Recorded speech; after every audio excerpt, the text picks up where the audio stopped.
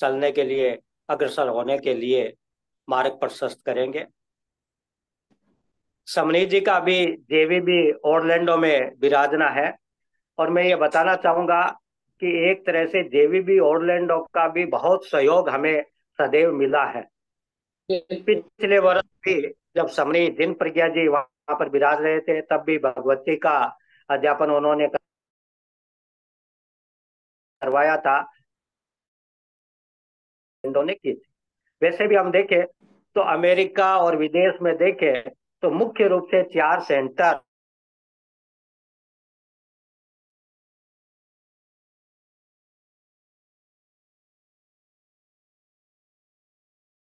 Boston, जेनिस Bharati London, और कभी कभी मियामी यूनिवर्सिटी में फैकल्टी के रूप में समनी जी पधारती है। तो ये जो हम्म। 4 स्थायी सेंटर है, इसमें समनी जी का प्राय प्राय प्रवास होता है। और हमारे चेयरमैन देवांग जी तिंतालिया और प्रेसिडेंट मेहुल भाई शाह, उनसे हमें बराबर हर कार्य में सहयोग मिलता रहता है। यहाँ भारत से हम चाहे जैन विद्या की बात हो, चाहे जेबीबी ऑरलैंडो के प्रेसिडेंट मेहुल भाई शाह से निवेदन करूंगा कि वे भी स्वागत भाषण प्रस्तुत करें। और सुशील जी, नमी नमन स्वामी समणी जी, कुसुम जी, पुष्पा जी, जय जिनेन्द्र, सभी भाई और बहनों, आज हम अपने सबसे अहम आगम भगवती सूत्र के भाष्य की शुरुआत के साथ एक गहरे ज्ञान की यात्रा पर निकल रहे हैं। पिछले साल समणी जी, जिन प्रज्ञा जी और समणी शांति प्रज्ञा जी ने इस परंपरा की शुरुआत की थी। तो इसको आगे बढ़ाते हुए समणी जी, चैतन्य प्रज्ञा जी और हिम प्रज्ञा जी के साथ आज हमें सात्विक गर्व की अनुभूति हो रही है। ये प्रोग्राम जैसे सुशील जी ने बताया, हर वीक 3 दिन चलेगा, वेंसडे, थर्सडे और फ्राइडे। भगवती सूत्र का खंड 1, खंड 2 और खंड 3 ऐसे चलेगा। और मैं खुद भी भगवती सूत्र का अभ्यास कर रहा हूँ। अभी मैंने पढ़ा था, इंद्रबुद्धि गौतम ने पूछा कि भगवान अपने साथ क्या आता है, नेक्स्ट भाव में क्या आएगा। और कुछ तो मुझे याद नहीं, लेकिन भगवान ने यह बताया कि आप जो ज्ञान अर्चित करेंगे वो आपके साथ आएगा। तो आप सब लोग ज्ञान की पिपासा जो बता रहे हैं, ये बहुत ही सराहनीय है। और मैं यह आशा करता हूँ कि आप सब इसमें से कुछ सीखेंगे, अपनी आत्मा को समृद्ध करेंगे, अपने ज्ञानावर्णीय कर्म का ज्यादा से ज्यादा क्षोभन करेंगे। बस इसी आशा के साथ ओम अरहम। मेहुल भाई, देवांग जी उपस्थित है क्या? इससे एक एक मिनट में उनसे पूछता आप हूँ। बता दीजिएगा। हाँ, हाँ, मैं बता देवांग दूंगा। जी अगर होंगे तो उनसे भी हाँ, सुन लेंगे, या वो जब भी उपस्थित होंगे हाँ, उनका मैं वक्तव्य रख उनसे लेंगे। मैं उनको याद करवाता हूँ। Thank you. ठीक। वो ठीक है। शायद नहीं है उपस्थित। हाँ, अगर समृद्धि जी आप जब वो उपस्थित हो तो उस समय हाँ आप बता सकते हो, नहीं तो कोई खास बात नहीं है। मेहुल जी ने काम कर दिया। और हाँ। मैं जेवीपी ऑरलैंडो को भारत की टीम की तरफ से बहुत बहुत धन्यवाद देता हूँ, आभार ज्ञापन करता हूँ। और मेहुल भाई से प्राय बात होती रहती है। वे बहुत ही जागरूक और संघ की गतिविधियों को आगे बढ़ाने में बहुत सक्रिय है। तो उनको भी मैं बहुत बहुत धन्यवाद देता हूँ।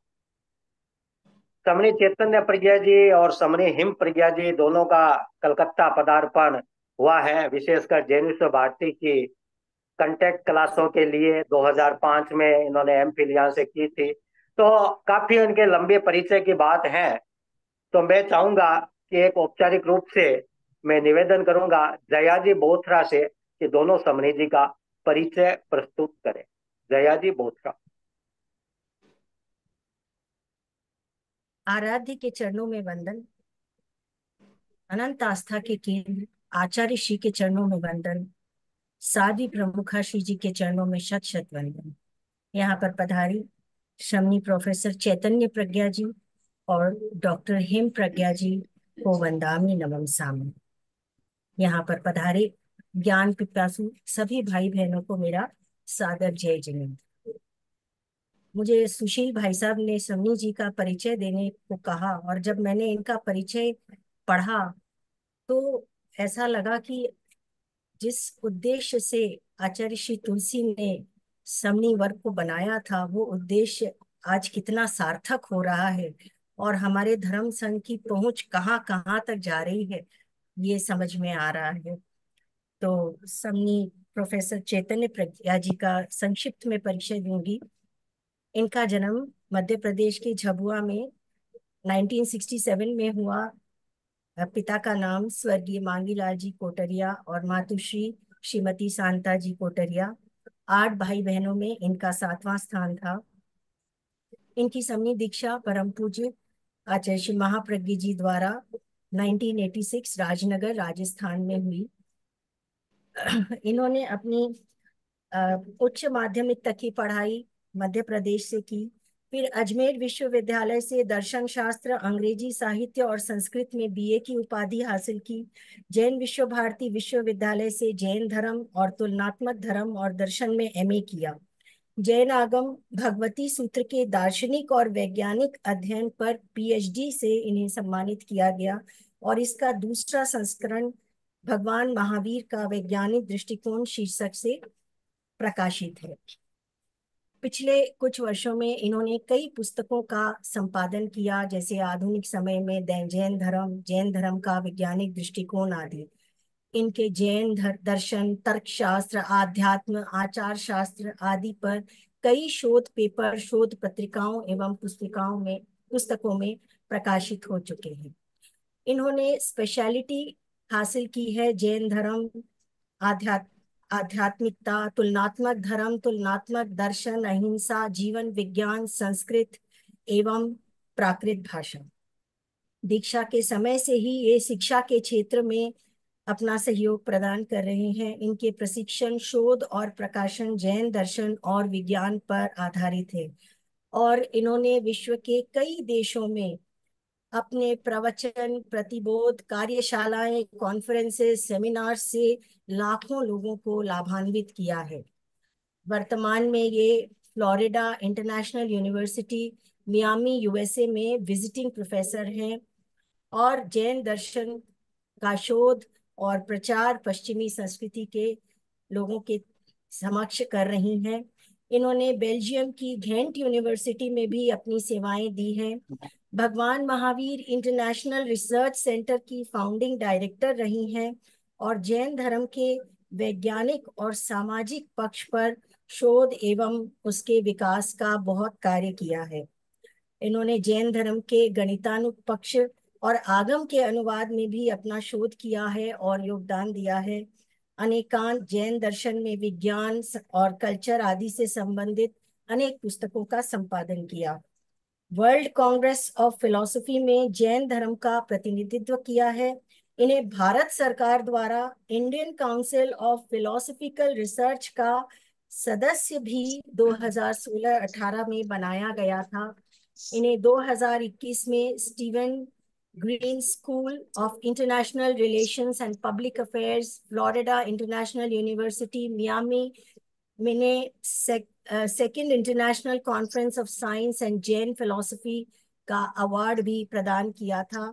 वर्तमान में ये फ्लोरिडा इंटरनेशनल यूनिवर्सिटी मियामी में विजिटिंग प्रोफेसर है और इससे पहले department of Jainology and comparative religion and philosophy Jain Vishva Bharati में हेड रह चुकी हैं। समनी डॉक्टर हेम प्रज्ञा जी, इनका भी संक्षिप्त परिचय दे रही हूँ। इनका जन्म कच्छ गुजरात फतेहगढ़ में 1967 में हुआ। इनकी दीक्षा भी आचार्य महाप्रज्ञ जी द्वारा 1991 में लाडनू में हुई। इन्होंने ब्राह्मणी विद्यापीठ लाडनू से बीए किया, फिर Jainology and comparative religion and philosophy Jain Vishva Bharti university Ladnun से एमए किया और आचार्य तुलसी का सामाजिक दर्शन पर इन्हें पीएचडी जैन विश्व भारती यूनिवर्सिटी लाडनू से प्रदान की गई।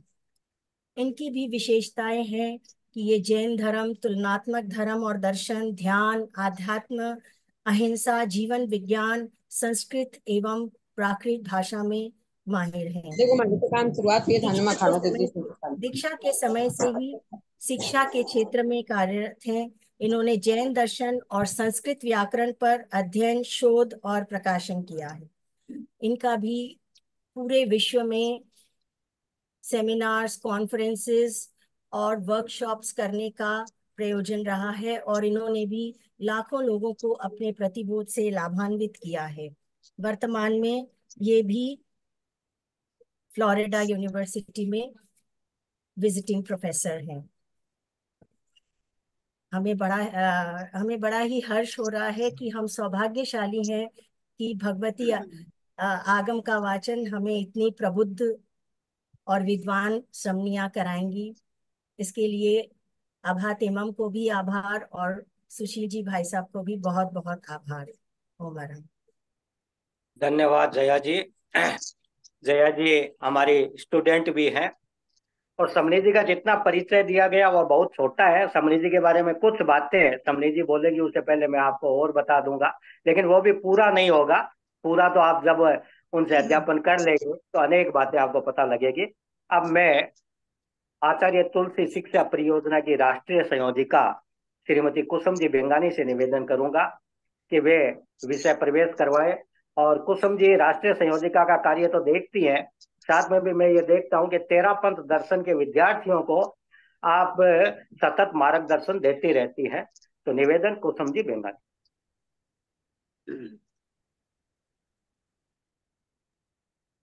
बोल लो भाई साहब। ठीक। हाँ यस। कभी से जय जिनेन्द्र। सिद्ध साधु प्रणमी करी, ऋषभाधिक 24 स्तव ना करूं प्रमोद धरी, जय जश कर जगदीश, जय जस कर जगदीश। परम आराध्य आचार्य श्री महाश्रमण जी के चरणों में वंदन। साध्वी प्रमुखा विश्व विभाजी के चरणों में वंदन। शासन गौरव साध्वी श्री के चरणों में वंदन और जिन प्रभा जी के चरणों में वंदन। समणी चैतन्य प्रभा जी एवं समणी हिम प्रज्ञा जी को वंदामी नमम स्वामी। अखिल भारतीय तेरापंथ महिला मंडल की ऊर्जावान अध्यक्षा सरिता जी डागा, चीफ ट्रस्टी पुष्पा जी बेंगानी, प्रबुद्ध श्रावक श्रीमान सुशील जी बापना एवं जूम मीटिंग में उपस्थित सभी सम्मानित सदस्यों को, प्रशिक्षिकाओं एवं परीक्षार्थियों से सादर जय जिनेन्द्र। आगम वाणी में कहा गया है, नाणम पयासैरम, ज्ञान है वो प्रकाश कराने वाला है, अंधकार को दूर करता है और ज्ञान के माध्यम से व्यक्ति अलौकिक बनता है। आचार्य प्रवर के शब्दों में अखिल भारतीय तेरापंथ महिला मंडल इस विषय में विशिष्ट कार्य कर रही है और ज्ञान की गंगा प्रवाहित हो रही है। अनेकों भाई बहन इस योजना के माध्यम से तेरापंथ प्रचेता, तत्व ज्ञान प्रचेता और तत्व विज्ञ प्रचेता बन गए हैं और बन रहे हैं। लेकिन तेरापंथ प्रचेताओं की संख्या अधिक है और तेरापंथ दर्शन के प्रचेताओं की संख्या अपेक्षाकृत कम है। इसका जहां तक मेरे समझ में आ रहा है कि लोगों में इतिहास के प्रति रुझान कम है। उनको लगता है ये थोड़ा बोरिंग है या पता नहीं, समझ में कमी आ रही है। लेकिन मैं स्वयं तेरापंथ दर्शन की स्टूडेंट हूँ और मैंने जो अनुभव किया है या मेरी जो भावना बदली है वो सब तेरापंथ दर्शन का अध्ययन करने के बाद ही मेरे को बहुत अच्छा लगा ये करके। तेरापंथ दर्शन की प्रत्येक पुस्तक हमारे सम्यक्त को पुष्ट करती है। भिक्षु विचार दर्शन में आचार्य भिक्षु के सिद्धांतों, मान्यताओं को दार्शनिक भाषा में प्रस्तुत किया गया है और जो धर्म का शुद्ध स्वरूप है, लौकिक, लोकोत्तर, पुण्य, पाप, अनुकंपा, हिंसा, अहिंसा, ये सब, इन सब का ज्ञान हमें इस पुस्तक को पढ़ने के बाद ही, मतलब आचार्य महाप्रज्ञ ने इतने सुंदर ढंग से इस पुस्तक में विवेचन किया है कि मतलब एक बार पढ़ने से तो ऐसा लगता नहीं, ऐसे लगता है बार बार इसका अध्ययन करते रहें। और आचार्य भिक्षु के जीवन के सफलता के जो सूत्र है उसको आचार्य महाप्रज्ञ ने इसमें इस पुस्तक में बहुत ही सुंदर ढंग से पिरोई है। और इसके बाद एक पुस्तक आती है तेरापंथ का इतिहास और दर्शन। इस पुस्तक को तो हम तेरापंथ धर्म संघ का आईना कह सकते हैं। इस पुस्तक में 13 पंथ के अतीत वर्तमान की स्पष्ट झलक देख सकते हैं। 13 पंथ की रीति नीति, कला, साहित्य, परिवर्तन का आधार, उत्सव व पर्वों की जानकारी इसी पुस्तक से होती है। और पुस्तकें हैं जैसे अनुकंपा की चौपाई, भिक्षु दृष्टांत, भिक्षु गीता, भिक्षु वाणी। इन सब पुस्तकों के द्वारा हम आचार्य भिक्षु के दान, दया, अनुकंपा व आचार्य भिक्षु के जीवन दर्शन को समझ सकते हैं। संस्मरणों को तो पढ़ने में इतना मजा आता है कि मतलब उन्होंने कैसा कठिनता का जीवन जिया और कितना आचार का पालन किया, कितनी उनमें दृढ़ता थी, ये सब भिक्षु दृष्टांत को पढ़ने से ही हमें मालूम पड़ता है। हम चाहे कितना भी बता दें, लेकिन जब खुद अध्ययन करते हैं तो उसका एक अलग ही मतलब अनुभव होता है। और 13 पंथ का इतिहास कितना गौरवशाली है, इसके लिए हमें पढ़नी पड़ेगी 13 पंथ का इतिहास पुस्तक। जितनी बार उसको पुस्तक को पढ़ते हैं ऐसे लगता है हमारे मतलब गुरु है वो कितने मतलब गौरवशाली थे, कितने उन्होंने सहा है। ये सब हमें 13 पंथ का इतिहास पढ़ने से ही पता चलता है। और शासन माता हमें बहुत बार शिविर में ये बताते हैं कि 13 पंथ की घटनाओं को हमें घर के वातावरण में भी मतलब उन घटनाओं को बार बार बताना चाहिए, जिससे घर का माहौल भी शांतिपूर्वक बने।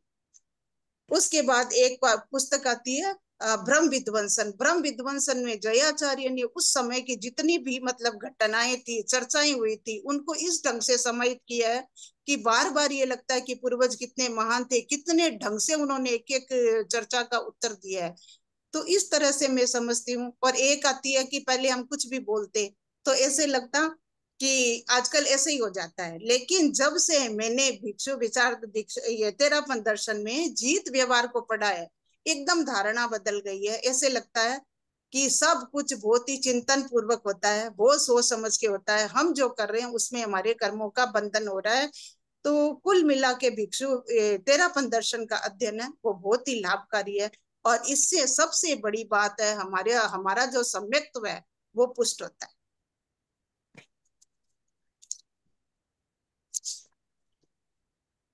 अब मैं आती हूँ समणी जी, आपके अध्ययन के लिए जयाचार्य रचित भगवती की जोड़ राजस्थानी भाषा का सबसे बड़ा ग्रंथ है। आचार्य श्री महासमण जी की शासना में यह ग्रंथ तत्व विज्ञ अध्ययन का आधार बना है। गुरु इंगित के आधार पर आप श्री समणी चैतन्य प्रज्ञा जी और समणी हिम प्रज्ञा जी आज इसके अध्यापन का शुभारंभ कर रहे हैं। समणी जी, मैंने आपका जो जीवन पढ़ा है उसमें आप लगता है बहुत ज्यादा व्यस्त हो, तो भी आपने समय और श्रम का जो नियोजन किया है उसके लिए आपके प्रति अनंत अनंत कृतज्ञता। अखिल भारतीय 13 पंथ महिला मंडल की अध्यक्षा सरिता जी, आप इतनी व्यस्तता के बावजूद भी हमारे यहाँ पधारे। आपकी गौरवमयी उपस्थिति हमारे उत्साह को द्विगुणित कर रही है। आपके प्रति अनंत अनंत कृतज्ञता। और चीफ ट्रस्टी पुष्पा जी बेंगानी, आपका चिंतन, आपकी कार्यशैली आचार्य तुलसी शिक्षा परियोजना को आगे बढ़ाने के लिए हमेशा पथ पर प्रशस्त करता है। और भगवती भाष्य के तो जितने प्रश्न होते हैं वो आप ही बनाती हैं और आपके द्वारा ये सब कुछ संपादित हो रहा है शासन श्री जिन प्रभा जी की देखरेख में। और प्रबुद्ध श्रावक श्रीमान सुशील जी भाई साहब, आपके विषय में तो मैं ज्ञान ध्यान में निर्जरा का जो महनीय कार्य आप कर रहे हैं, सभी प्रशिक्षकों के मनोभावों को समझकर उन्हें यथा योग्य नियोजित करना, ये आप जैसा सक्षम व्यक्तित्व ही कर सकता है। आपके प्रति अहोभाव से कृतज्ञता ज्ञापित करती हूँ। जब भी बात करती हूँ बहुत अच्छा लगता है, आप बहुत शांति से जवाब देते हैं।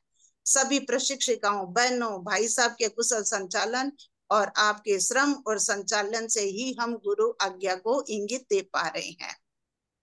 डॉक्टर मंजू जी नाठा, पुखराज जी सेठिया, सरला जी सुराना, पुखराज जी लोनावत, पुष्पा जी बरड़िया, शांति जी बांटिया आदि, मेरे को अभी कुछ बहनों के आदि अनेक बहनों का सहयोग निरंतर मिलता रहता है। आप सभी के प्रति कृतज्ञता। जूम मीटिंग में जुड़े सभी परीक्षार्थी भाई बहनों व सभी के प्रति बहुत बहुत आभार, कृतज्ञता। और अध्यापन का जो ये कार्यक्रम आज चल रहा है वो बहुत सुचारू रूप से चले, उसके लिए बहुत बहुत मंगल कामना। और मैं इसके लिए जो महनीय कार्य है कि किसी भी कार्य को अंजाम देने के लिए अर्थ की एक महत्वपूर्ण भूमिका होती है। इसके लिए हमें आर्थिक सौजन्य मिलता है। तत्वज्ञ श्राविका स्वर्गीय श्रीमती रत्नी देवी गोटी, श्रीमान सुमति जी गोटी, एवं श्रीमती सुमन श्रीगोठी का आपके इस ज्ञान दान में सहयोग से आपके प्रति हृदय से बहुत बहुत कृतज्ञता। और मैं अंत में आचार्य प्रवर के प्रति अनंत अनंत अनंत कृतज्ञता ज्ञापित करती हूँ कि समणी जी को आपने आज्ञा दी है और समणी जी इस विषय में महनीय कार्य कर रही है। ओम अर्हं। धन्यवाद कुसुम भाई, आपने तो बहुत ही सार गर्भित शब्दों में तेरापंथ दर्शन के सारी पुस्तकों की समीक्षा कर दी।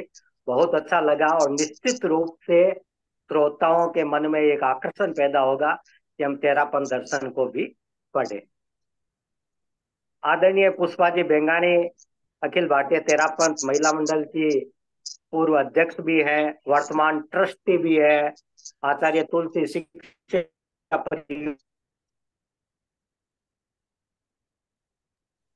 आप महासभा के मुखपत्र जैन भारती की संपादक भी हैं और कई बार हम इनको कहते हैं कि आप तो चलती फिरती यूनिवर्सिटी है, क्योंकि इतना बड़ा ये पाठ्यक्रम और इसके इतना संचालन भी करना, अध्यापन भी करवाना, व्यवस्था पक्ष भी देखना, आध्यात्म पक्ष भी देखना, इन सब कार्य को बहुत कुशलता से आप करती है। तो अब मैं निवेदन करूंगा पुष्पा जी बेंगानी से अपने भावों की अभिव्यक्ति कर। आराध्य के श्री चरणों में वंदन। वंदन श्रुतधर आचार्य श्री महाश्रमण जी के श्री चरणों में। वंदना सरस्वती साधिका साध्वी प्रमुखा विश्रुति विभाजी के श्री चरणों में मेरा भाव भरा वंदन। शासन गौरव साध्वी कल्पलता जी के श्री चरणों में वंदना। और वंदना जिन्होंने हमारे जीवन को बदल दिया और हमें एक नई दिशा प्रदान की, आचार्यों के आशीर्वाद से, जिन्होंने आज तक हमारा हाथ पकड़ा और अब तक नहीं छोड़ा है, बल्कि हमें आगे कर पकड़ कर ले जाती जा रही है, साध्वी श्री जिन प्रभा जी के श्री चरणों में वंदना। उनका ये अथक श्रम है कि आज हम आगम तक पहुंच पाए।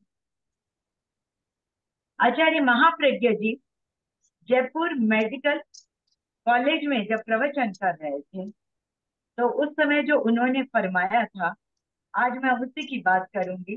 उससे पहले मैं सर्वप्रथम वंदामी नमन स्वामी कर रही हूँ हमारी समणी वृंद द्वय के प्रति, जो एक प्रोफेसर के रूप में हमें प्रशिक्षण प्रदान करेंगी और एक डॉक्टर के। लेकिन सच तो ये प्रोफेसर और डॉक्टर के रूप में नहीं। जब जया जी बोथरा आपका परिचय दे रही थी तो ऐसे लग रहा था कि दोनों ही विद्वता से भरी हुई हैं, और समणी चैतन्य प्रज्ञा जी जैसा आपका नाम है वैसी चेतनता के साथ में अपनी विद्वता को उत्तरोत्तर गति करते हुए हमें भी निर्जरा के सहभागी बनाएंगी। साथ में समणी हिम प्रज्ञा जी, आपके प्रति भी एक तरह से कि आपने एक स्वीकृति प्रदान की आप दोनों ने, क्योंकि ऑरलैंडो में एक बहुत बड़ा कार्य जो आप कर रही हैं उसके बीच में आपकी व्यस्तता के प्रति मैं आपके प्रति आभार भी करती हूँ कि आप दोनों हम लोगों के मध्य में हमें प्रशिक्षण प्रदान करने पधारी हैं।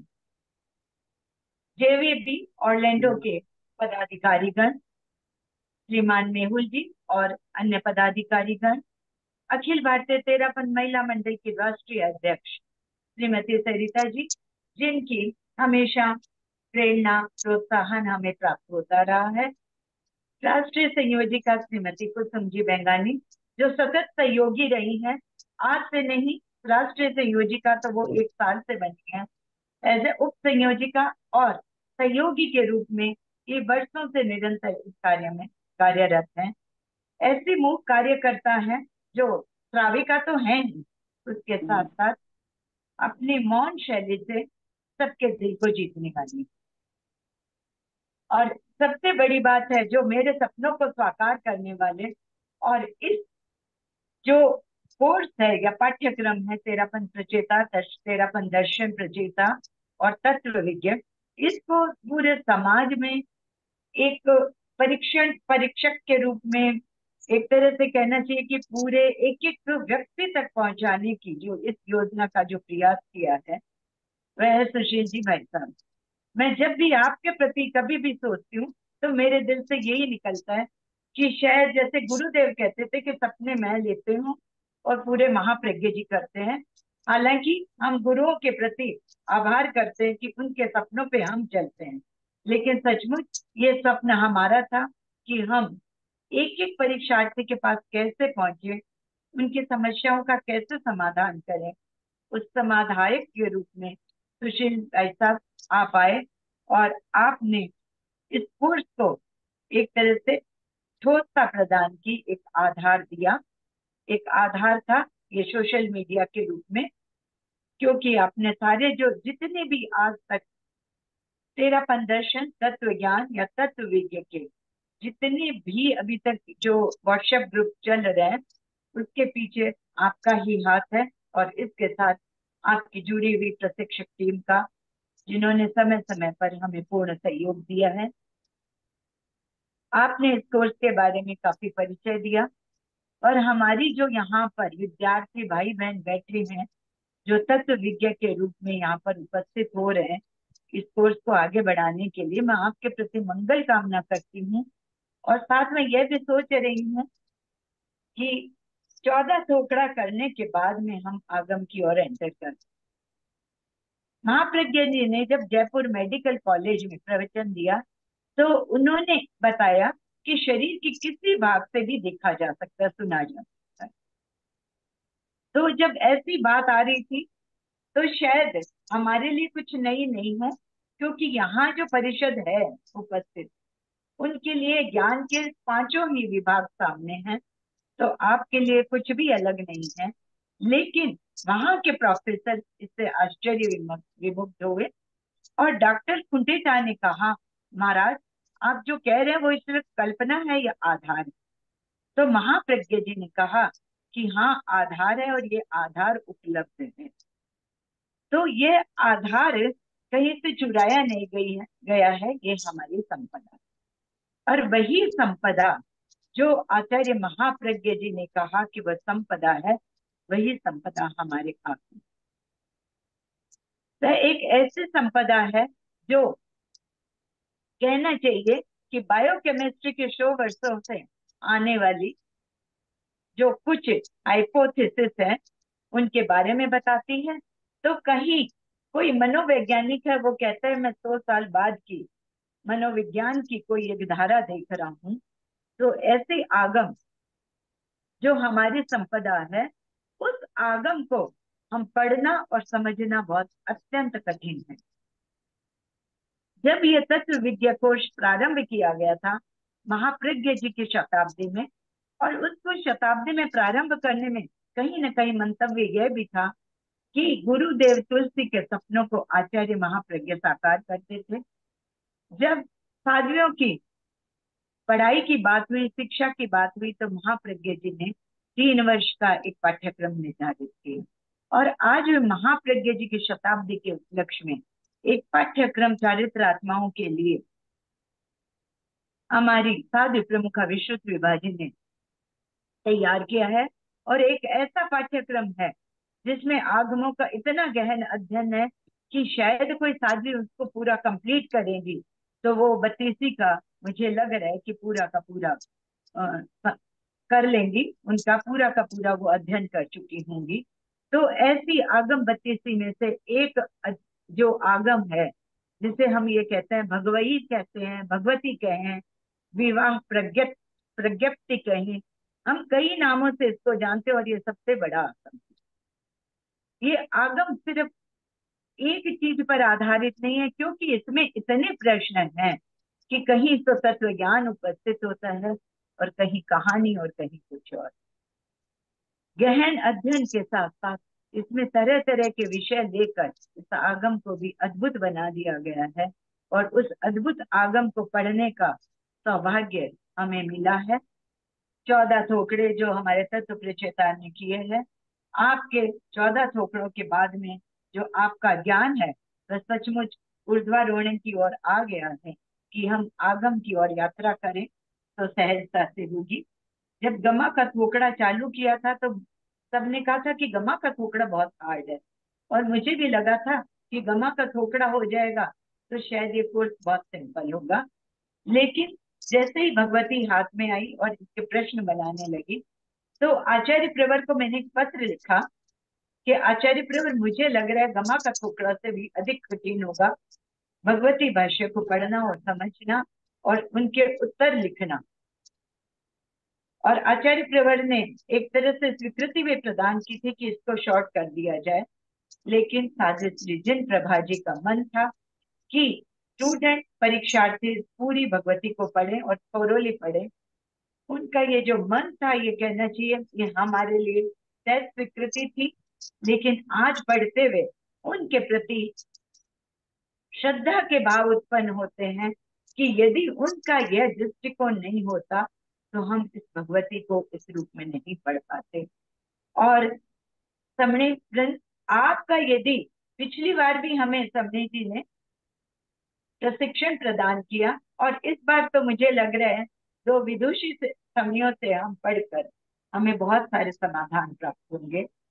तो आप लोगों से पढ़ के जो हमें समाधान प्राप्त होंगे वो सचमुच स्टूडेंट के लिए एक निधि होगा, ऐसी निधि जो उन्हें जन्म जन्मांतर तक उनके साथ रहे, क्योंकि ये निधि सम्यक को पुष्ट करने वाली होगी, तत्व दर्शन को जानने वाली होगी और भगवान महावीर के अनेक इतिहास के पन्नों को खोलने वाली होगी, साथ में जैन दर्शन और जीवन दर्शन को पहचानने वाली होगी। तो आपके प्रति भी अत्यंत हृदय से आभार कृतज्ञता ज्ञापित करती हूँ कि आपका अमूल्य समय हमें सतत प्रदान करेंगी आप, और समय समय पर आपके प्रशिक्षण से, आपके उद्बोधन से हमारे सारे परीक्षार्थी लाभान्वित होंगे। सभी परीक्षार्थियों के प्रति मैं मंगल कामना करती हूँ कि आपने जो ये निर्जरा के आरोहण के लिए इस कोर्स से जुड़ी हैं और आगे बढ़ रही हैं, ये निरंतर बढ़ती रहे। आप स्वयं प्रशिक्षित हों और एक प्रशिक्षक के रूप में अन्यों को भी प्रशिक्षण प्रदान करती रहें। जैसे सुशील जी भाई साहब है, इसमें माध्यम बने हैं, जैसे आप भी माध्यम बने और जीवन पर्यंत निर्जरा में सहभागी बनती रहे। इसी के साथ ओम शांति।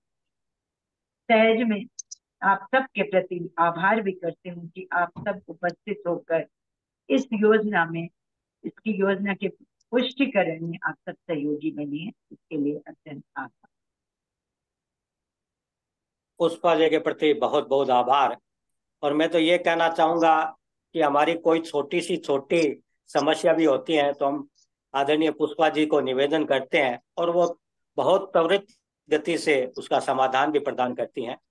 अभी विज्ञ जो जैन तत्व विज्ञ तेरापन प्रचेता तत्व प्रचेता के बाद ये पाठ्यक्रम बना था, तो उसमें जिन बहनों ने वो विज्ञ पूर्ण कर लिया था वो अभी अपने विज्ञ 1, विज्ञ 2, विज्ञ 3 के अध्यापिका के रूप में सेवाएं दे रही है। मैं वैसे तो हमारा ये ऑनलाइन स्वाध्याय ग्रुप में करीब 30-35 टीचर है, लेकिन मैं ये 6 का नाम विशेष रूप से उल्लेख करना चाहूंगा। विज्ञ 3 में डॉक्टर पुखराज जी सेठिया और बीनाजी श्याम सुखा पढ़ा रही है। विज्ञ 2 में श्रीमती चांदी छाजेड़ और श्रीमती विद्या जी घोड़ावत पढ़ा रही है।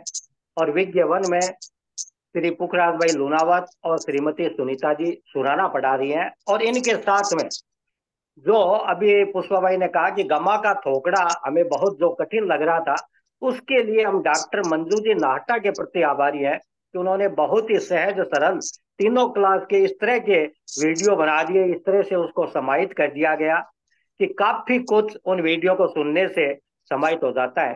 तो अब मैं समणी हिम प्रज्ञा जी से निवेदन करूंगा। समणी हिम प्रज्ञा जी करीब 2 दशक पहले मुझे याद है कलकत्ता पधारी थी, उस समय आपके निकट उपासना का अवसर भी मिला था, किंतु एक लंबा काल बीत गया है। अब किस तरह से आपके भगवती की ये क्लास रहेगी, किस किस दिन कौन कौन से क्लास रहेगी, तो उस सब के बारे में भी बताएगी और अपना विवेचन प्रस्तुत कर रही है समणी हिम प्रज्ञा जी।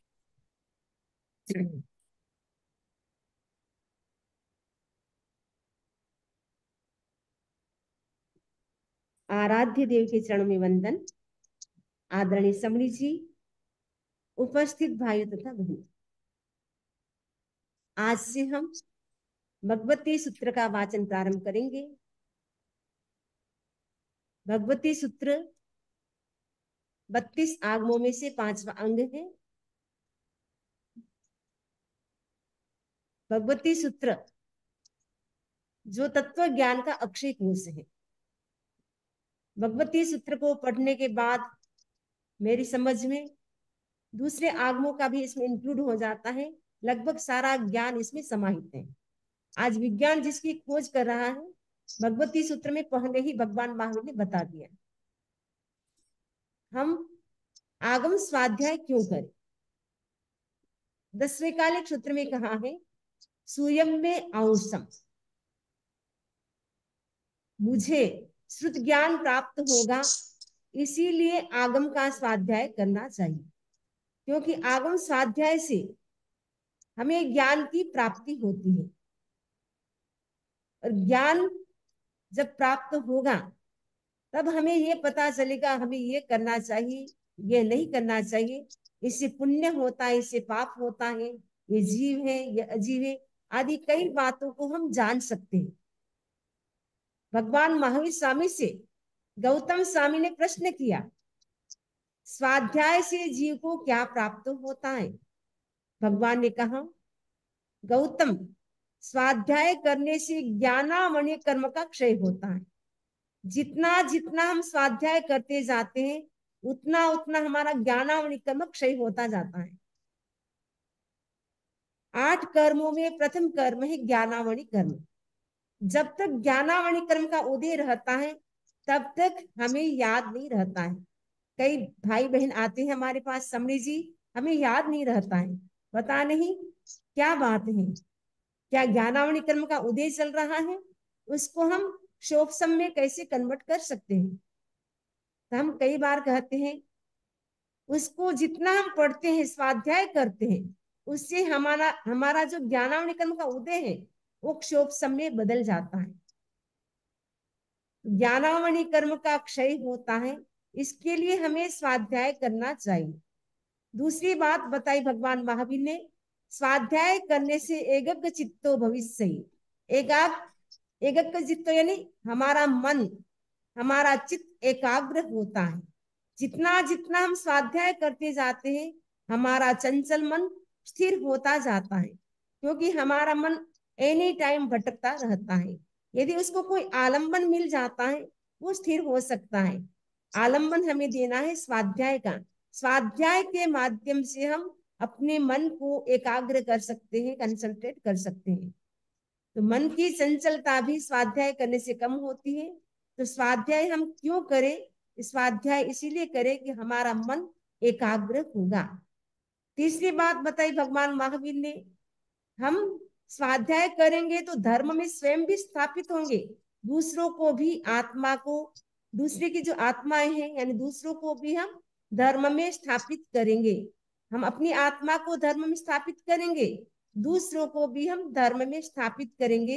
इसीलिए हमें स्वाध्याय करना चाहिए, क्योंकि स्वाध्याय करने से हमारी प्रवृत्ति आर्त ध्यान, रौद्र ध्यान से रहित होकर के धर्म ध्यान में लगी रहती है। जितना जितना हम धर्म ध्यान करते हैं, उतनी उतनी कर्मों की निर्जरा होती है। तो स्वाध्याय एक निर्जरा का भी प्रकार है। 12 प्रकार है निर्जरा के, उनमें एक प्रकार है स्वाध्याय। ये स्वाध्याय करने से कर्मों की बहुत ज्यादा निर्जरा होती है। तो कौन से स्वाध्याय करने से? भगवान महावीर कहते हैं, शास्त्रों का स्वाध्याय, आगम का स्वाध्याय करने से हमारी उत्कृष्ट रूप से कर्मों की निर्जरा होती है। तो कर्मों की निर्जरा के लिए भी हमें स्वाध्याय करना चाहिए। और ये जो 32 आगम है, उसका यदि हम एक बार भी पारायण कर लेते हैं, आचार्य श्री महाश्रमण जी के शब्दों में, हमारा एक भोग कम हो जाता है। 32 आगम जो ओरिजिनल प्राकृत लैंग्वेज में है, लेकिन हमारे आचार्यों ने हमारे पे अनंत कृपा करके उसको हिंदी ट्रांसलेशन में भी कन्वर्ट कर दिया है। कई ऐसे आगम है जिसको हिंदी जानने वाले हिंदी को पढ़ सकते हैं, गुजराती जानने वाले गुजराती में भी ट्रांसलेशन हो गया है, और कुछ आगम ऐसे हैं जिनका ट्रांसलेशन इंग्लिश में भी हो गया है। तो इंग्लिश जानने वाले इंग्लिश को भी पढ़ सकते हैं, तो 32 आगम का यदि आप मूल पाठ नहीं पढ़ते हैं, ओरिजिनल जो, क्योंकि प्राकृत लैंग्वेज सभी नहीं जान सकते हैं, उसको हिंदी गुजराती या इंग्लिश में तो हर कोई जान सकता है, उसको यदि हम हिंदी इंग्लिश या गुजराती में भी उसका अनुवाद पढ़ते हैं, उससे भी हमारा एक दो कम हो सकता है। आचार्य श्री महाश्रम जी कई बार कहते हैं, कई बार फरमाते हैं, यदि हमने 32 नहीं पढ़ी तो हमारी 32 बेकार है। तो 32 हमें पढ़नी चाहिए, हमारा लक्ष्य होना चाहिए कि हमें ये मनुष्य भोग मिला है, इसमें हम 32 का स्वाध्याय करके कर्मों की निर्जा कर सकते हैं। तो आगम क्या है? आगम की डेफिनेशन है आगम, आ यानी आत्मा की ओर, गम यानी ले जाना, जो आत्मा की ओर ले जाता है, यानी हमारी दृष्टि को जो अंतर्मुखी बनाता है, उसे आगम कहा गया है। आगम में 3 लेटर है, आ यानी तीर्थंकरों से आया हुआ, ग यानी गणधरों से गूंथा हुआ, म यानी भव्य जीवों ने जिसका चिंतन किया है, उसे आगम कहा गया है। आगम यानी आत्मा का, गम यानी जो ज्ञान कराए, जो आत्मा का ज्ञान कराए, उसे आगम कहा गया है। आगम आप तो पुरुषों की वाणी है, यानी तीर्थंकरों की वाणी है आगम। जो 11 अंग है वो तीर्थंकरों ने बोला है और गणधरों ने उसको गूंथा है, और शेष जो उपांग है उनको जो स्थविर आचार्य है उन्होंने उसकी रचना की है। जो मन परज्ञानी है, अवधि ज्ञानी है, 14 पूर्वी है, 10 पूर्वी है, वो, और जो स्थविर आचार्य है, वो स्थविर आचार्य कौन होते हैं? जो 14 पूर्वी 10 पूर्वी होते हैं, वही आगम की रचना कर सकते हैं। तो स्थविरों के द्वारा जो आगम बनाए गए वो तो उपांग है। जो भगवान ने जो कहा, गणधरों ने जो उसको गूंथा यानी उसकी रचना की, वो होता है अंग। ये जो भगवती सूत्र है वो 5वां अंग है। तो भगवती सूत्र के जो 3 खंड है उसका हम स्वाध्याय करेंगे। तो हमें भी आपके माध्यम से निर्जला का अवसर मिला है, तो हम भी आपके प्रति, जो सुशील जी कई दिनों से कांटेक्ट कर रहे हैं और भगवती सूत्र के लिए कह रहे हैं, तो मैंने समणी जी ने मुझे कहा कि सुशील जी हमें ऐसे कह रहे हैं, हमें क्या करना चाहिए? इन्होंने कहा आराम से हम आगम की क्लास देंगे, क्योंकि उससे हमें भी कर्मों की निजा करने का अवसर मिलेगा। तो हम बहुत बहुत साधुवाद देते हैं सुशील जी को कि हमें आपने याद किया और हमें सभी को पढ़ाने का अवसर दिया। इसके लिए आपके प्रति हम अत्यंत कृतज्ञ हैं, और समणी जी के प्रति भी मैं कृतज्ञ हूँ, क्योंकि समणी जी ने मुझे कहा कि आपको भी यह क्लास देनी है। तो प्रथम खंड की क्लास वेडनेसडे चलेगी और द्वितीय खंड की क्लास थर्सडे चलेगी, और 3rd नंबर का जो हमारा खंड है भगवती सूत्र का, उसकी क्लास फ्राइडे चलेगी। परिवार के साथ बैठकर 90 जब इंटरनेट नहीं था, मैं 1990 के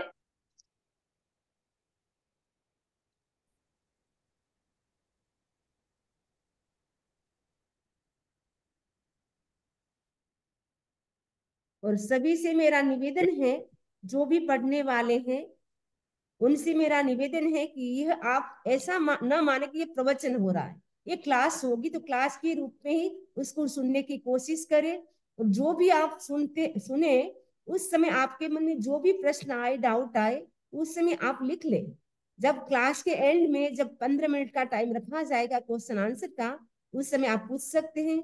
उसके बाद भी आपको लगे अभी हमारे प्रश्न बाकी हैं, आप व्हाट्सएप के माध्यम से, ईमेल के माध्यम से आप भेज सकते हैं, उसका हम आंसर देंगे। और उससे एक बात और है, आप जो भी पढ़े उससे पहले आप पढ़ के आए, क्योंकि पहले आप पढ़ के आएंगे और उसके बाद आप सुनेंगे, आपको जल्दी समझ में आ जाएगा। तो सभी से मेरा यही निवेदन है कि सभी अच्छे से पढ़ करके आए, और सभी के प्रति शुभकामना, मंगल कामना। ये हमारा जो आगम स्वाध्याय का जो सत्र चलेगा, उसमें हमारी कर्मों की निर्जरा होगी, क्योंकि स्वाध्याय करने से कर्मों की निर्जरा होती है। और भगवान की वाणी का एक वाक्य भी कहा जाता है हमारी लाइफ को बदल सकता है। एक वाक्य भी ऐसा अगर हमारे दिल को छू जाए, हमारी पूरी लाइफ बदल सकती है। और भगवान तो यहाँ तक कहते हैं, एक वाक्य भी भगवान की वाणी को सुन लेते हैं, उससे वो जल्दी मोक्ष भी प्राप्त कर सकता है, क्योंकि उससे व्यक्ति के भीतर वैराग्य की भावना जागृत होती है, पाप विरुद्धा बढ़ती है, कसाय मंद होता है, आगम स्वाध्याय करने से हमें बहुत सारे लाभ होते हैं। ऐसे कई बार कहा जाता है, सुना भी है, कि जो आगम स्वाध्याय करता है वो सुनता है, वो कभी बहरा नहीं होता है। जो पढ़ता है वो कभी आंखों से अंधा नहीं होता है। और जो बोलता है, आगम स्वाध्याय बोल करके करता है, वो कभी गूंगा नहीं होता है। ये हमने बचपन में साधु साध्वी से सुना था, तो मुझे बहुत अच्छा लगा। तो लक्ष्य हमें सभी को रखना है कि हमें आगम स्वाध्याय करना है। ये मनुष्य भाव में ही हम स्वाध्याय स्वाध्याय ऐसे देवता भी कर सकते हैं, लेकिन देवता चकाचौंध में रहते हैं, वो ज्यादा टाइम स्वाध्याय में नहीं लगा सकते हैं। हम जितना चाहे स्वाध्याय में लगा सकते हैं। ये जो तत्वज्ञ, ये तत्व विज्ञ जो ग्रुप जिसमें काफी लोग जुड़े हुए हैं, वो सभी स्वाध्याय करेंगे और कर्मों की निद्रा में संविभागी बनेंगे। और हमें भी आपने साथ में लिया है, उसके लिए हम आपके प्रति भी कृतज्ञ हैं। सभी के प्रति मंगल कामना, शुभकामना। ओम अरहम ओम अरहम। समणी हिम प्रज्ञा जी के प्रति बहुत बहुत आभार। और समणी हिम प्रज्ञा जी के जीव अजीव यानी 25 बोल के और कालू तत्व शतक के जो भी ऑडियो है हम जैन विद्या में काम में ले रहे हैं, क्योंकि वहाँ क्लास 5, 6 और 7 में उनका उपयोग आ जाता है। तो उस दृष्टि से आपका बहुत बहुत आभार। और हमारे अमेरिका के स्टूडेंट आपकी बात करते ही रहते हैं कि भाई हिम प्रज्ञा जी से हमने बहुत कुछ सीखा है। और अब मैं समणी चैतन्य प्रज्ञा जी को निवेदन करूं उससे पूर्व, जैसा मैंने कहा था कि जया जी ने जो परिचय पढ़ा वो भी संक्षेप में पढ़ा, लेकिन मेरी व्यक्तिगत अनुभूतियां भी समणी जी के साथ बहुत हैं। क्योंकि मैं जैन विश्व भारती का स्टूडेंट रहा 2001 से 2005। और उस समय जब भी कंटेक्ट क्लासेस संपर्क कक्षाएं होती थी तो कोई न कोई समणी वृंद का ग्रुप कलकत्ता पधारता था। तो 2005 जब मैं एमए के फाइनल में था, तब जो अनेकांत नए निक्षेप और शादवाद का अध्यापन समणी चैतन्य प्रज्ञा जी से मैंने किया था। तो आज एक मैं स्टूडेंट्स की आपका स्टूडेंट्स रहा हूं, तो मैं अपने टीचर को बुलाऊं उससे पहले और भी कुछ बातें जो विशेष रूप से परिचय के रूप में पहले तो ये बताना चाहता हूं कि उस समय आपका एक इंटरव्यू साक्षात्कार भी मैंने लिया था। तो उसमें कुछ प्रश्न मेरे थे और कुछ प्रश्न जर्मनी की जो ऑनलाइन मैगजीन हियर नाउ उसके एडिटर्स करुणा जी जैन और अप्रिग्रे जी जैन के थे। वो इंटरव्यू आज भी मैं कभी कभी पढ़ता हूँ तो बहुत अच्छा लगता है।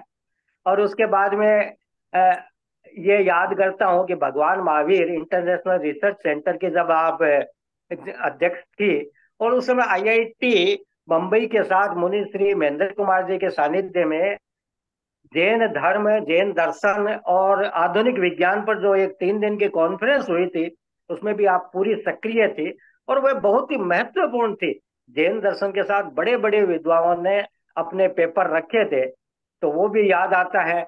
और जो संघ में आपके परिवार का सिर है वो भी बड़ा महत्वपूर्ण है। आपके भाई संसार पक्षीय भाई डॉक्टर अमृत कुमार जी, संसार पक्षीय भांजा डॉक्टर अभिजीत कुमार जी, उन दोनों से भी निकट से सेवा करने का अवसर मिला है। आपकी बहन समणी निर्वाण प्रज्ञा जी, तो इस तरह से मैं देखता हूँ। और आपकी जो पुस्तक है वो येरनाव में कई बार मैं अनेकांत की पढ़ता हूँ। अनेकांत आपका विशेष विषय रहा है। 2009-10 में जब श्री डूंगरगढ़ में मर्यादा महोत्सव था और ओसवाल भजन में अनेक सैकड़ों समनिया वहां पर उपस्थित थी, तो उस समय भी वो जर्मनी के संपादक डूंगरगढ़ पधारे थे। आपकी विशेष सेवा का भी उन्होंने लाभ लिया था। उस समय भी आपसे पुस्तक की मांग की थी, कुछ लेख आर्टिकल्स आपसे मांगे थे जिनको भी उन्होंने अपनी पत्रिका में छापा था। और मुझे बहुत अच्छा लगा कि आपने सहज रूप से एकदम स्वीकृति दी, जबकि आप यात्रा में भी रहते हैं, अनेक कार्यक्रम भी रहते हैं। और जैसा हिमप्रज्ञा जी ने बताया कि खंड 1, खंड 2, खंड 3 के 3 अलग अलग दिन निर्धारित है। तो अब मैं निवेदन करूंगा कि हमें प्रेरणा पाते और उद्बोधन के लिए समणी चैतन्य प्रज्ञा।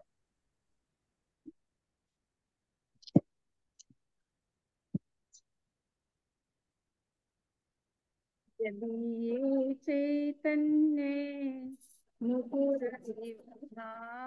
स्थिरचित सबं जय जनिल संतोन्तरहिता जगत साक्षी मार्ग प्रकटन परो भानुरिवयो महावीर स्वामी नयन पथगामी भावत में। परम पूज्य गुरुदेव के चरणों में सभक्ति व नमन।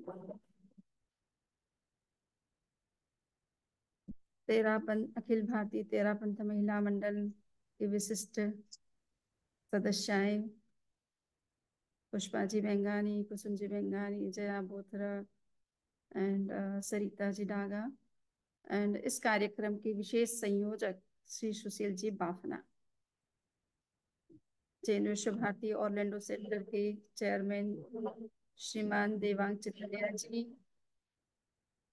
और प्रेसिडेंट मेहुल शाह।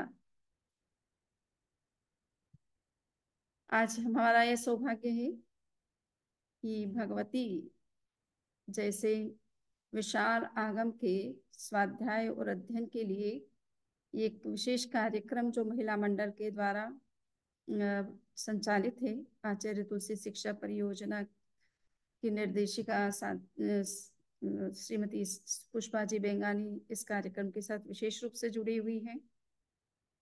भगवती सूत्र जैसा कि नाम ही भगवती है, भगवती का मतलब होता है विशाल। संपूर्ण 32 आगम जो माने जाते हैं, अलग अलग परंपराएं हैं। मैं थोड़ा सा उसका ओवरव्यू भी देना चाहूंगी कि आगम की क्या परंपरा रही है, किस तरह से आगमों का विकास हुआ है और वर्तमान में हम जिस भगवती सूत्र की बात कर रहे हैं उसका भी क्या महत्व है। सो भगवती सूत्र एक तरह से कहा जाता है एनसाइक्लोपीडिया ऑफ जैनिज्म कहा जाता है। एनसाइक्लोपीडिया उस ग्रंथ का नाम है जिसमें कि उस परंपरा, उस ट्रेडिशन और उस पर्टिकुलर फिलॉसफी के बारे में आपको सारे एस्पेक्ट जानने को मिल जाते हैं, सारा डिटेल उसके अंदर देखने को मिल जाता है। सो ये एक प्रकार से एनसाइक्लोपीडिया ऑफ जैनिज्म है जिसमें कि जैन धर्म दर्शन के प्रमुख सिद्धांतों को, मान्यताओं को और उसकी साधना पद्धति को समझने के लिए ये एक तरह से बहुत विशाल ग्रंथ है। इसमें उन सब चीजों का समावेश है और जितने 14 थोकड़े आप लोगों ने पढ़ रखे हैं, स्वाध्याय कर रखा है, उनका अध्ययन किया है। मोस्टली जितने भी थोकड़े होते हैं या तो भगवती सूत्र के द्वारा से एब्स्ट्रैक्ट किए जाते हैं या प्रज्ञापना सूत्र से विशेष रूप से एब्स्ट्रैक्ट किए जाते हैं, उद्धृत किए जाते हैं, उसी से बनाए जाते हैं। तो ये भगवती सूत्र में अनेक ऐसे विषयों की चर्चा है जिनको कि हम ये कह सकते हैं कि ये न केवल दार्शनिक दृष्टि से बल्कि वैज्ञानिक दृष्टि से भी बड़े महत्वपूर्ण है। और वैज्ञानिक दृष्टि से विचार किया जाए तो एस्ट्रोलॉजी, कॉस्मोलॉजी, एस्ट्रोनॉमी, फिजिक्स, ये सब चीजें भी इसके माध्यम से बहुत अच्छी तरह से जानी जा सकती कि किस तरह से विज्ञान के इन विषयों पर भगवती सूत्र में क्या कुछ कहा गया है। जैन धर्म दर्शन और आचार को समझने के लिए तो ये ग्रंथ हमारे लिए बहुत महत्वपूर्ण है ही। और इस विषय में थोड़ा सा मैं बताना चाहूंगी कि आगम की परंपरा क्या रही है और किस तरह से ये आगम विकसित हुए हैं। तो इसके विषय में थोड़ा मैं एक प्रेजेंटेशन के माध्यम से चर्चा करूंगी।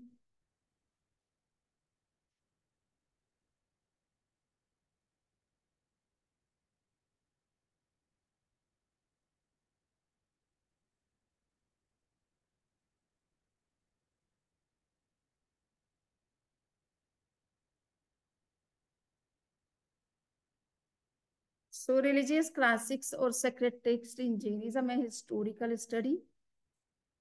जैन आगम जैन धर्म के पवित्र ग्रंथ या धार्मिक ग्रंथ माने जाते हैं, मोस्ट ऑथेंटिक टेक्स्ट माने जाते हैं। जैन धर्म दर्शन में जो कोई भी सिद्धांत प्रतिपादित किया जाता है उसका आधार आगम में खोजा जाता है और आगम में जो कुछ कहा गया उसी के आधार पर वो चिंतन विकसित किया जाता है। आने वाली परंपरा, आचार्य परंपरा भी उन्हीं सिद्धांतों की चर्चा करती है जिनका विशेष रूप से आगम में उल्लेख हुआ है।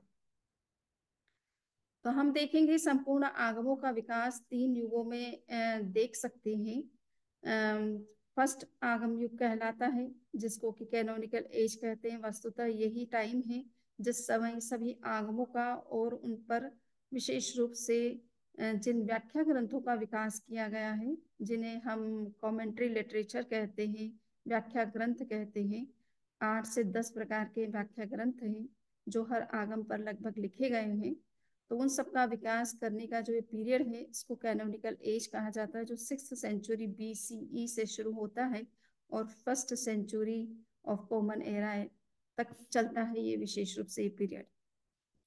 इसके बाद में हम जो फिलोसॉफिकल एज देखते हैं वो 2nd सेंचुरी से 8th सेंचुरी के बीच का पीरियड है।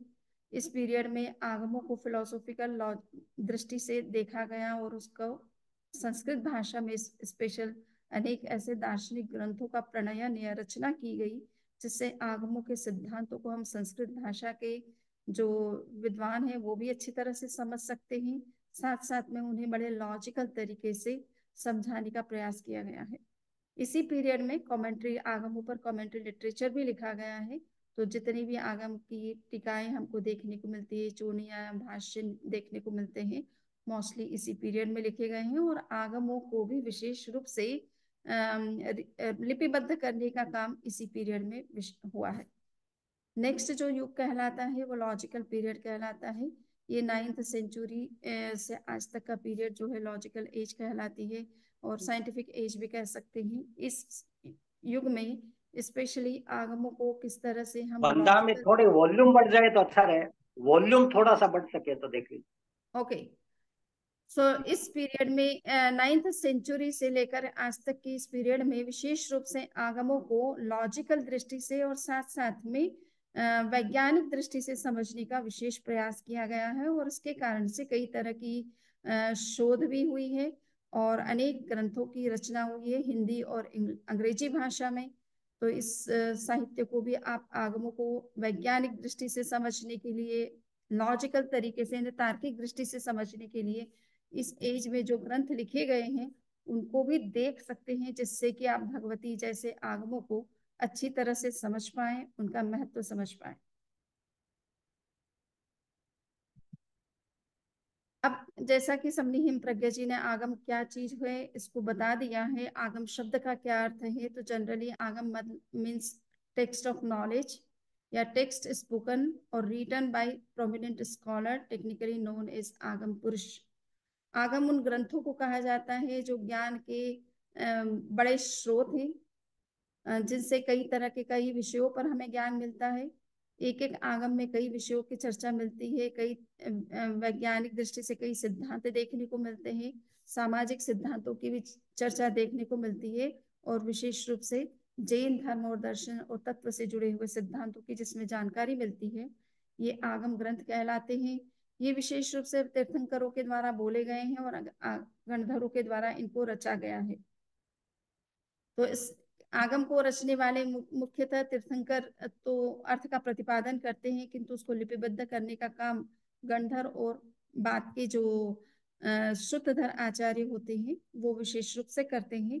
तो श्रुतधर आचार्यों में 5 प्रकार के और जो है आगम मनीषी माने गए हैं, आगम पुरुष माने गए हैं।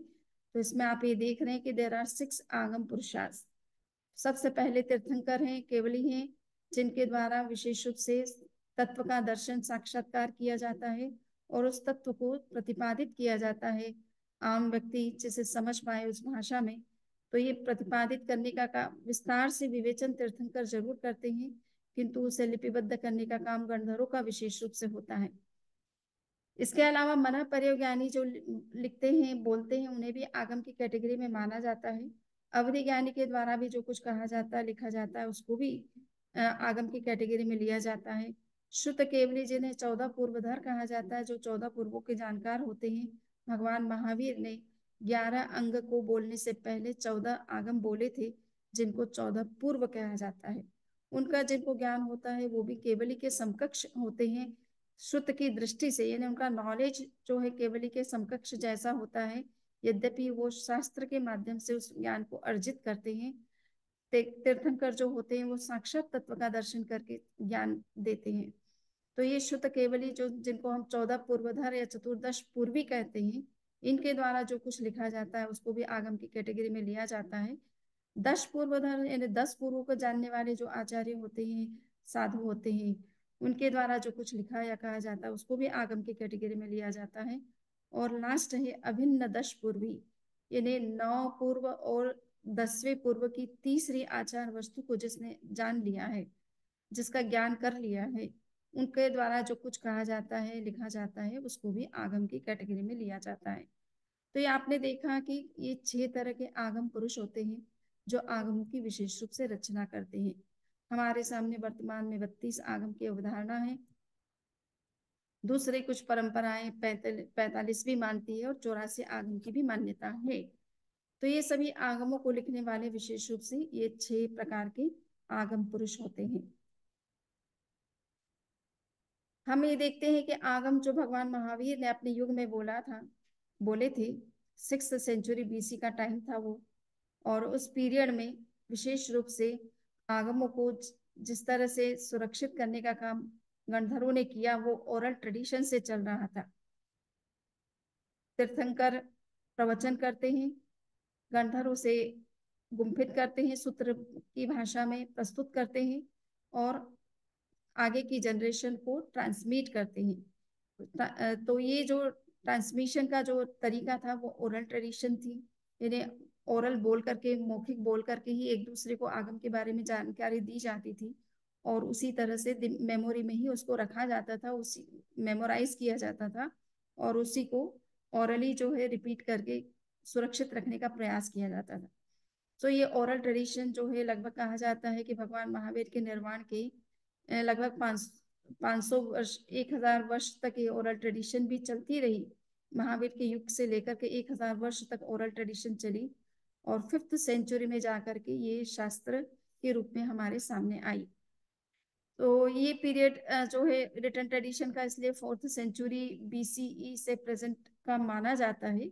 यद्यपि उस समय जो है वो कंपोज किया गया था, परंतु वो भी ओरल ट्रेडिशन में चल रहा था, किंतु 5th सेंचुरी में आते आते इसको टेक्स्ट बद्ध किया गया, इसको बुक के रूप में प्रस्तुत किया गया, लिखित कर दिया गया।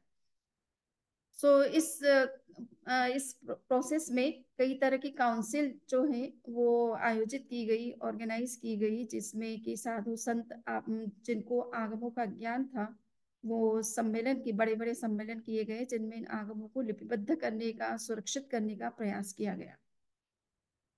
कहा जाता है पाटलिपुत्र में सबसे पहले 4th सेंचुरी में ये काउंसिल आयोजित की गई थी, जिसमें आगमों को लिपिबद्ध करने का या किस तरह से उनकी सुरक्षा की जाए, जो कुछ भगवान महावीर ने कहा वो कैसे आगे की जनरेशन को पास ऑन हो, उसके लिए क्या प्रयास किया जाए, ये विशेष प्रयत्न किया गया था। सेकेंड जो काउंसिल कहा जाता है कि वो किंग खारवेल ने की थी, जो कि 3rd सेंचुरी BCE में कही जाती है, और इसमें उन्होंने साधु संतों को एकत्रित करके भगवान महावीर की वाणी को सुरक्षित करने का जो है प्रयास किया जाए, इस विषय में विशेष उनसे रिक्वेस्ट करके ये काउंसिल की गई थी, जिसमें कि आगमों को विशेष सुरक्षित करने का प्रयास किया गया था।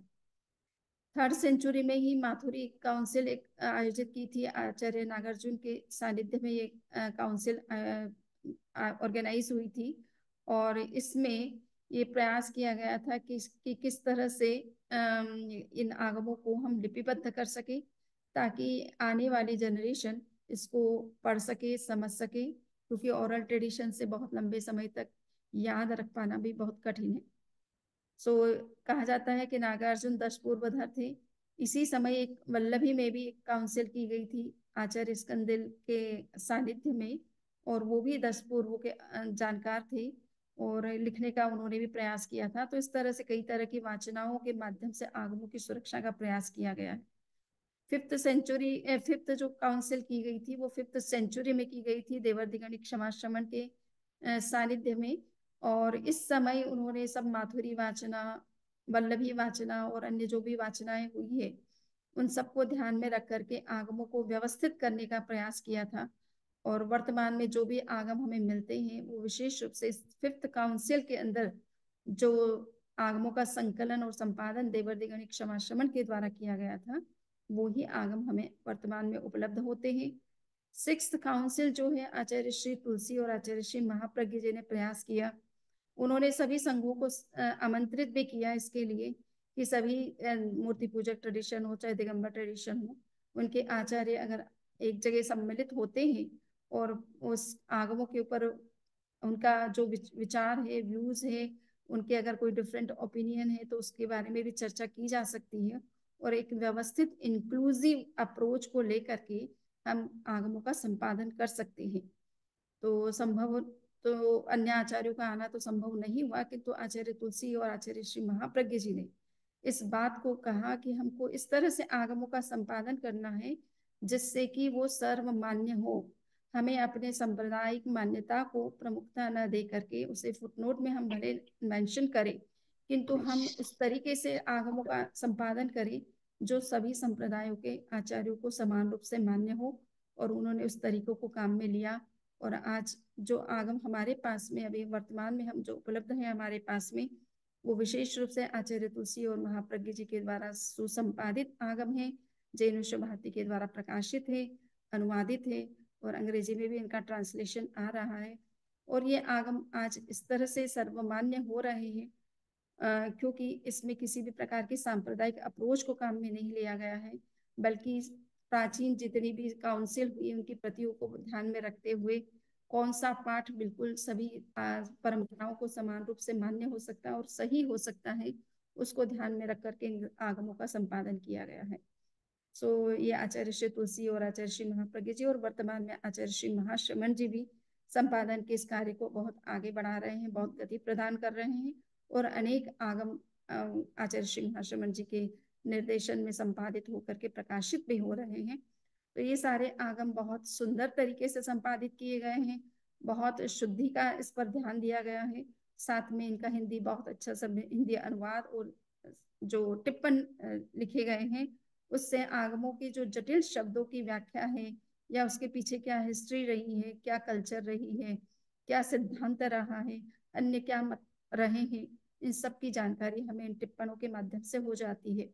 तो हमें निश्चित रूप से आचार्य श्री तुलसी महाप्रज्ञ जी और आचार्य श्री महाश्रमण जी के द्वारा जो संपादित आगम है उनका निश्चित रूप से हमें स्वाध्याय करना चाहिए।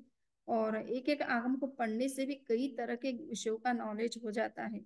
एक व्यक्ति को किसी एक विषय पर अगर अनेक दृष्टियों से सोचना पड़े तो उसे कई ग्रंथ देखने हो सकते हैं, किंतु इन आगमों को अगर हम पढ़ लेते हैं तो इसी में उन सभी ग्रंथों का सार जो है हमें मिल जाता है।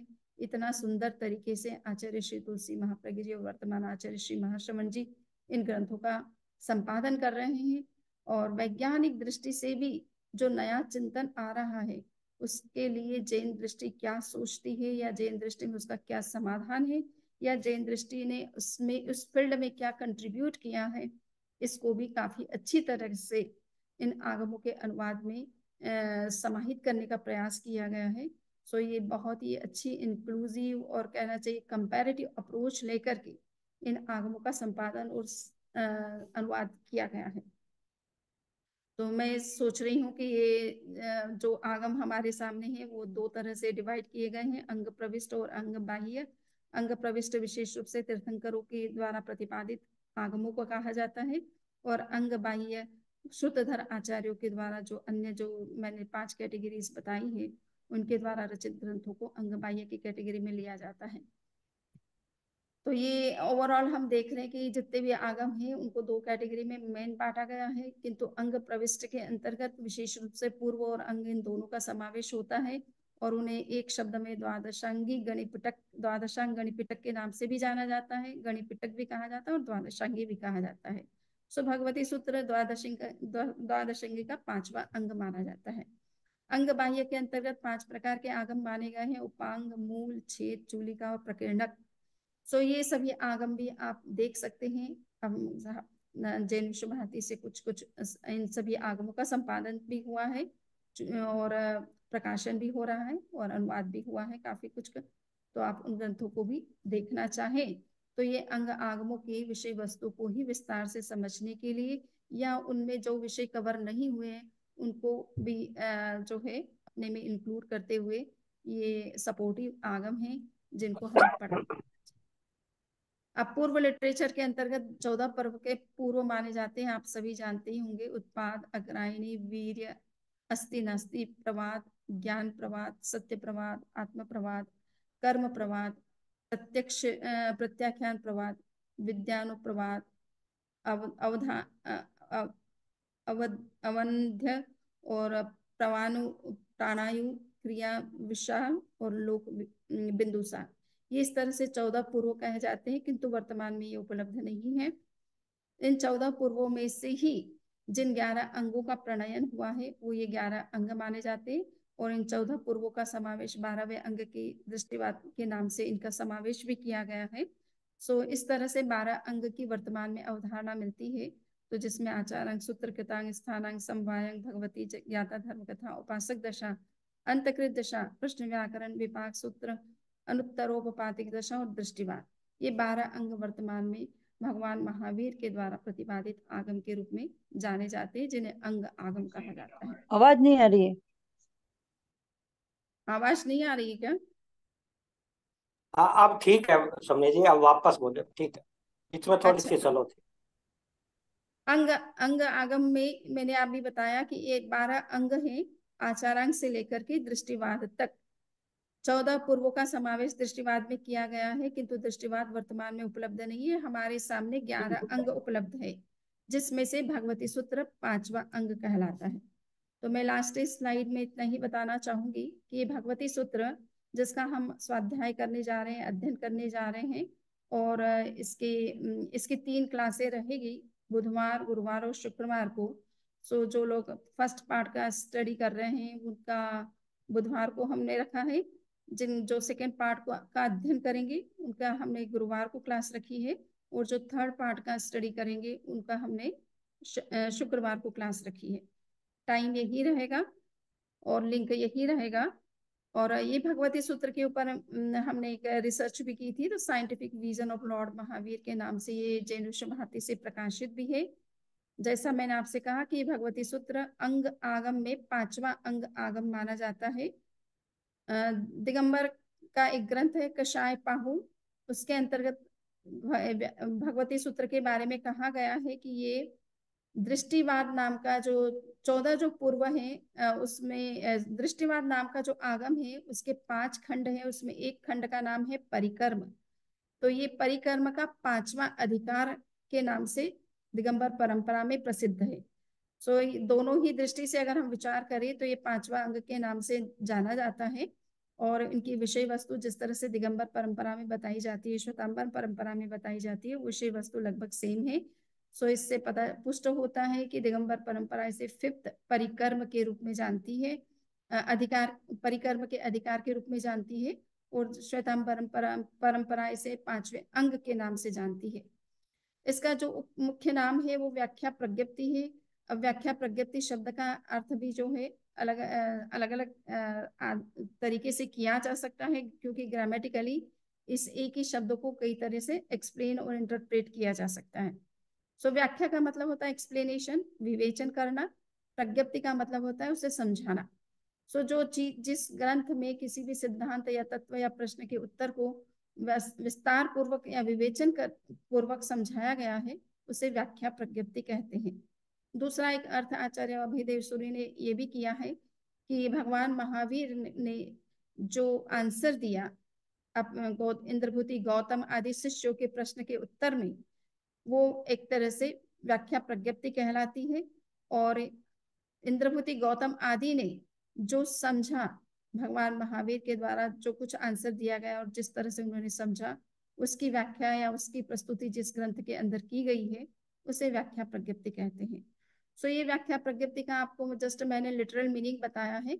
इसका जो मेन टेक्स्ट है वो हम अपनी क्लास के दौरान पढ़ेंगे, और हम देखेंगे कि किस तरह के प्रश्न इसमें उठाए गए हैं और क्या आंसर दिया गया है। कहा जाता है 36,000 प्रश्न की जो है भगवान महावीर के सामने पूछे गए थे अलग अलग शिष्यों या अलग अन्य परंपराओं के लोगों के द्वारा, जिसका आंसर भगवान महावीर ने दिया है, और उसी को निबद्ध इस ग्रंथ आगम के अंदर किया गया है। एक मान्यता के अनुसार इसमें 60,000 प्रश्न भी कहलाते हैं, या 96,000 जो है नई यानी अलग अलग दृष्टियां प्रतिपादित की गई है, ऐसी भी मान्यता है। वर्तमान में हमारे पास जो आगम उपलब्ध है वो पूर्ण रूप में तो नहीं, किंतु जितना भी अंश है वो भी अपने आप में बहुत कुछ है। अगर हम उसका स्वाध्याय और अध्ययन करते हैं तो निश्चित रूप से हमारा ज्ञान जो है वो एनरिच होता है, और उसको कहना चाहिए वो बहुत इंक्लूसिव अप्रोच लिए हुए होता है, और जब कभी हम जैन धर्म और दर्शन की बात करते हैं, तत्व की बात करते हैं, और अगर आगम का रेफरेंस दिया जाता है, तो निश्चित रूप से हमारी बात में सबको विश्वास भी होता है, उसकी प्रामाणिकता भी पुष्ट होती है। तो इसलिए हमें निश्चित रूप से आगमों का स्वाध्याय अध्ययन निरंतर करते रहना चाहिए। और वर्तमान में आचार्य श्री विशेष रूप से इस बात पर बल देते हैं कि हमें नियमित रूप से आगम का स्वाध्याय करना चाहिए। इससे वैराग्य, तत्व ज्ञान बढ़ता है, सम्यक तो पुष्ट होता है, और ज्ञान और विज्ञान हमारा समृद्ध होता है। तो इन्हीं विचारों के साथ में मैं अपनी बात को संपन्न करना चाहूंगी। अगर किसी के कोई क्वेश्चन है तो कर सकते हैं, किसी क्लास को लेकर के या अन्य किसी विषय को लेकर के अगर कोई प्रश्न है तो आप पूछ सकते हैं। समणी जी ने बहुत ही विद्वतापूर्ण एवं सरल भाषा में पूरा विवेचन किया। इतिहास के प्रसंग भी आ गए आगमों के संबंध में। ये जो खासकर भूमिका में दो बातें हैं वो काफी अच्छे ढंग से आपने प्रतिपादित कर दी। अब मैं श्रीमती चांदी छाजेल से निवेदन करूंगा कि आज के कार्यक्रम के लिए आभार ज्ञापन प्रदान करें।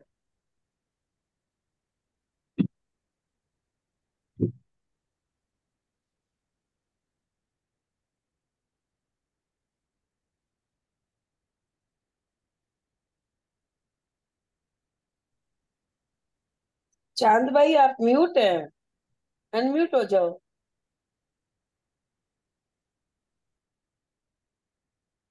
परम श्रद्धेय, परम पावन, युग प्रधान आचार्य श्री महाश्रमण जी के श्री चरणों में सभक्ति वंदना।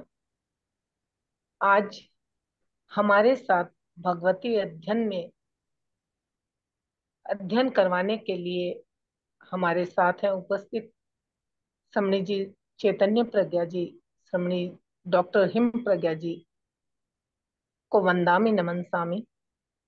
अखिल भारतीय तेरापंथ महिला मंडल के राष्ट्रीय अध्यक्ष श्रीमती सरिता जी, चीफ ट्रस्टी श्रीमती पुष्पा जी बेंगानी, जो कि तत्व ज्ञान की निर्देशिका भी है, संयोजिका, तत्व ज्ञान संयोजिका श्रीमती कुसुम जी बेंगानी, और ऑनलाइन क्लासेस में संयोजक या विशिष्ट सहयोगी के रूप में अपनी सेवाएं प्रदान करने वाले श्रीमान सुशील जी बाफना, एवं सभी ज्ञान पिपासु ज्ञानार्थियों के लिए से सादर जय जिनेन्द्र। आज का ये सेशन अपने आप में बड़ा विशिष्ट है, क्योंकि भगवती जैसा कि कहा गया है बहुत गंभीर ग्रंथ है, बहुत गंभीर आगम है, और उसका बिल्कुल सरल तरीके से विवेचन समणी जी जिस प्रकार आज आपने अपने मुखारविंद से भूमिकाओं के बारे में जिस प्रकार बताया, ऐसा लग रहा है कि जो भी अध्ययन करना चाहते हैं, सीखना चाहते हैं, उनके लिए बड़ा उपयोगी रहेगा। सरल तरीके से वे ग्रहण कर सकेंगे, आत्मसात कर सकेंगे। परीक्षा के लिए जितना उपयोगी है, उससे ज्यादा आत्म साधना के लिए, अपने ज्ञान वर्धन के लिए उपयोगी रहेगा। तो मैं सबसे पहले गुरुदेव के प्रति कृतज्ञता ज्ञापित करती हूँ, क्योंकि उनकी ज्योति, उनकी ऊर्जा, जिसके कारण हम सब इसमें नियोजित हैं, लगे हुए हैं और अपना विकास करने के लिए गतिशील है। मैं समणी द्वय के प्रति भी कृतज्ञता ज्ञापित करती हूँ। आपने अपने विशेष समय का नियोजन कर जो ज्ञान पिपासु है, उनकी ज्ञान पिपासा को शांत करने के लिए, उन्हें भगवती जैसे गंभीर आगम को सरल तरीके से अध्ययन करवाने के लिए आपने अपने समय का नियोजन किया है। आपके लिए कृतज्ञता के भाव ज्ञापित करती हूँ। लेकिन मैं ऐसा सोचती हूँ कि आपके बताए हुए भगवती के जो ये रहेंगे, आपका जो प्रशिक्षण रहेगा, ये हम सबके लिए अत्यंत उपयोगी होगा। ज्ञान की गहराई में उतरना, ज्ञान प्राप्त करना अपने आप में विशिष्ट होता ही है, लेकिन जिस सरल तरीके से आप समझा रहे थे, ऐसा लग रहा था कि बिल्कुल आत्मसात हो गया। तो यह सभी के लिए बहुत ही उपयोगी होगा। आपके प्रति आभार, कृतज्ञता, साथ में आभार ज्ञापित करूंगी तेरापंथ महिला मंडल, जिन्होंने ऐसा अच्छा उपक्रम हमें दिया, ज्ञान प्राप्ति का एक हेतु हमारे को प्रदान किया। पुष्पा जी बहुत अच्छी मेहनत कर रहे हैं और हर एक सुविधा जिस प्रकार उपलब्ध होनी चाहिए उपलब्ध करवा रहे हैं। सुशील भाई साहब बहुत अच्छे तरीके से ये ऑनलाइन जो स्टडी है उसके अंदर सहयोगी बन रहे हैं, बहुत अच्छा काम कर रहे हैं। सबके प्रति अनंत अनंत कृतज्ञता, आभार ज्ञापित करती हूँ। साथ में आभार ज्ञापित करती हूँ सभी ज्ञानार्थियों के लिए, ज्ञान पिपासु जो कि विज्ञ के स्टूडेंट है, उन सबके लिए। आप सभी के लिए यह उपक्रम आयोजित किया गया है, लेकिन अगर आप स्वयं ही जागरूक नहीं होंगे तो ये सारे उपक्रम ऐसे ही रह जाएंगे। आप सबकी जागरूकता के लिए आप सबके प्रति हृदय से आभार। एक बार पुनः पुनः सबके प्रति आभार ज्ञापित करती हुई शमी जी के लिए विशेष आभार, कृतज्ञता के भाव ज्ञापित करती हूँ। ओम अस्म।